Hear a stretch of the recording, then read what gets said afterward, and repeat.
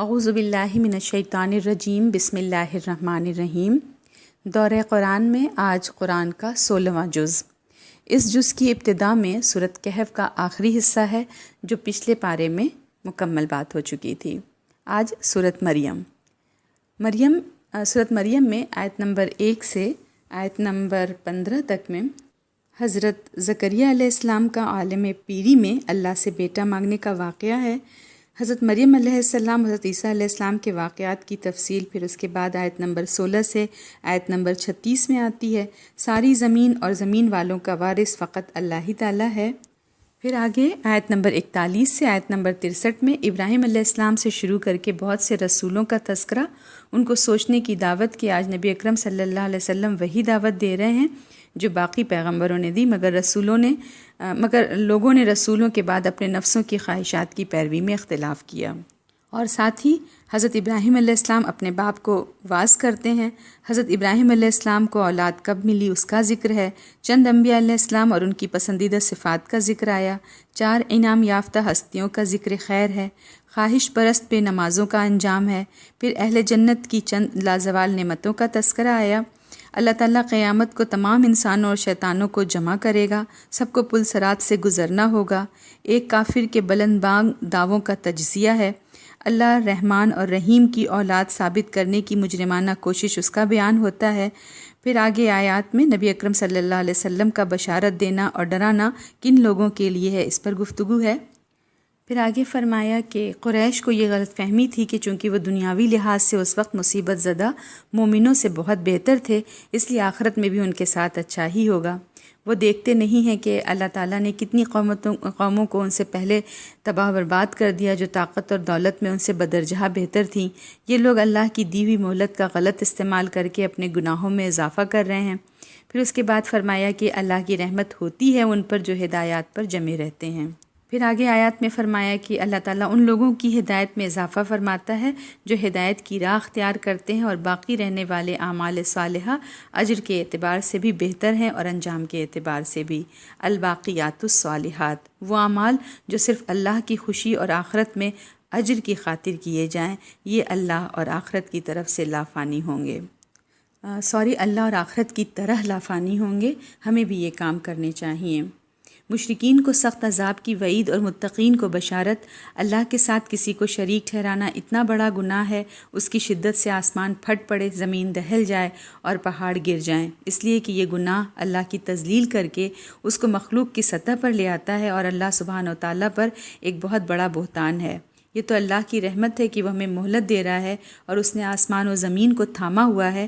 آخر میں نبی اکرم صلی اللہ علیہ وسلم کو اپنا کام کرتے رہنے کی اور کافروں کو اللہ کے فیصلے پر چھوڑ دینے کی ہدایت ہے۔ پھر سورہ طٰہٰ شروع ہوتی ہے۔ آیت نمبر 1 سے آیت نمبر 8 میں اللہ کے نبی اکرم صلی اللہ علیہ وسلم اپنی قوم کی ہدایت کے لیے بہت حریص اور فکر مند تھے۔ جب آپ صلی اللہ علیہ وسلم کی پرخلوص اور انتھک محنت اثر نہ کرتی تو آپ صلی اللہ علیہ وسلم پریشان ہو جاتے۔ اللہ تعالیٰ بہت شفقت سے آپ صلی اللہ علیہ وسلم کا حوصلہ اور اعتماد بڑھاتا ہے کہ ایمان صرف وہ لائیں گے جو اللہ کو یاد رکھتے اور اس سے ڈرتے ہیں۔ پھر آیت نمبر 2 میں اللہ تعالیٰ نے فرمایا کہ ما انزلنا علیک القرآن لتشقی، کہ ہم نے تم پر قرآن اس لیے نہیں اتارا کہ تم مصیبت میں پھنس جاؤ۔ پھر آیت نمبر 3 میں فرمایا الا تذکرۃ لمن یخشی، یہ تو بس ان لوگوں کے لیے یاد دہانی ہے جو اللہ سے ڈریں۔ یہ قرآن اللہ الرحمن کی وحی ہے جو تمام خلقت کا رب ہے، اس لیے یہ ایک باعزت کلام ہے اور اس کو بہت ادب سے پیش کیا جانا چاہیے۔ ان متکبرین کی ناز برداری میں قرآن کی برتری کو نہ بھولیں۔ اللہ حاضر اور غائب کا جاننے والا ہے، تو نبی اکرم صلی اللہ علیہ وسلم اس پر بھروسہ رکھیں۔ پھر آگے اللہ تعالیٰ کی چند صفات کا تذکرہ ہے۔ پھر حضرت موسیٰ علیہ السلام کی کوہ طور پر اللہ تعالیٰ سے پہلی ملاقات کی تفصیلی روداد ہے۔ فرعون سے ملاقات کے لیے حضرت موسیٰ علیہ السلام اور حضرت ہارون علیہ السلام کو کچھ مزید ہدایات دی گئیں۔ فرعون کے سوالات اور حضرت موسیٰ علیہ السلام کے جوابات ہیں۔ فرعون کو معجزات ماننے سے انکار، حضرت موسیٰ علیہ السلام کا جادوگروں سے مقابلہ، اس کا ذکر آیا۔ حضرت موسیٰ علیہ السلام کا مصر سے نکلنا اور فرعونی تعاقب، اس کا ذکر ہے۔ حضرت موسیٰ علیہ السلام کی عدم موجودگی میں سامری کا بچڑے کو معبود بنانا، حضرت موسیٰ علیہ السلام کی اپنے بھائی اور قوم پر برہمی، ناراضگی اور سامری کا انجام، اس کا ذکر ہے۔ میدان محشر مجرموں کی حالت، روز قیامت کے چند مناظر کی جھلکیاں پیش کی گئیں۔ قرآن اور صاحب قرآن کے متعلق چند ضروری باتیں ہیں۔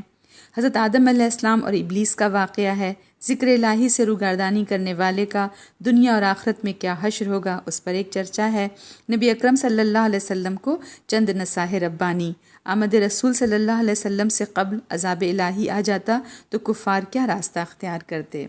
آیت 25 میں موسیٰ علیہ السلام کی وہ دعا ہے جو انہوں نے موسیٰ کے پاس جانے سے پہلے جب وہ پریشان ہوئے تو اللہ تعالیٰ سے مانگی۔ انہوں نے کہا کہ رب اشرح لی صدری، کہ اللہ میرے سینوں کو میرے لیے کھول لے۔ پھر آیت نمبر 26 میں ویسر لی امری، اور میری مہم یعنی میرے مشن کو آسان فرما دے۔ پھر آیت نمبر 27 میں ہے واحلل عقدۃ من لسانی، میری زبان کی گرہ کھول دے۔ پھر آیت نمبر 28 میں یفقہوا قولی، کہ لوگ میری بات سمجھ لیں۔ جب دونوں بھائی فرعون کے دربار میں جانے لگے تو اللہ تعالیٰ نے ان کی رہنمائی کی کہ اس کو نرمی کے ساتھ دعوت دو، شاید وہ یاد دہانی حاصل کرے یا ڈرے۔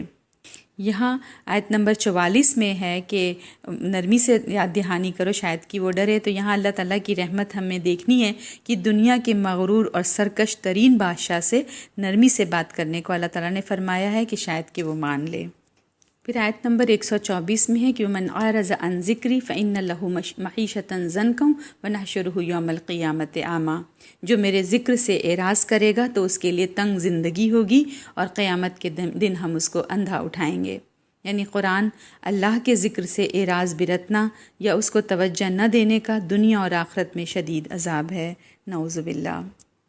اے اللہ ہمیں قرآن کو مضبوطی سے تھامنے والا بنا دے اور دنیا اور آخرت کے برے انجام سے ہمیں بچا لینا، آمین۔